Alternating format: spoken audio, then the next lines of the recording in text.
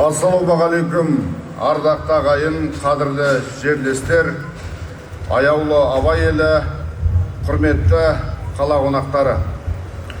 Баршаңызды жаңару мен жақсылықтың, береке мен бірліктің бастауы болған ұлыстың ұлы күні әз наурыз мерекесімен шын жүректен құттықтаймын. Мемлекет басшысы бабаларымыз ежелгі заманнан бері ұлыс күнін жыл басы ретінде атап өткен. Қазір әз наурыз күллі халыққа ортақ, жалпыұлттық мерекеге айналды. Оны ұлтына, дініне қарамастан барша жұртымыз ерекше күтеді, бірге атап өтеді деп айтқандай, наурыз барша қазақстандықтардың сүйікті мейрамы.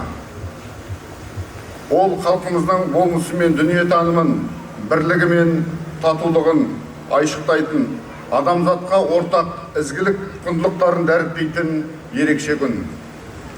Бұл күннің халық өміріндегі мәнін Хакім Абай, ол күнде наурыз жазғытұры мейрам болып, наурызнама деп тамаша қылады екен, сол күнде ұлыстың ұлы күні дейді екен деп айқындап берген. Арасында да ұлыстың ұлы күні ежелден халқымыз үшін жаңа жылдың, жаңарудың, жаңғырудың белгісі.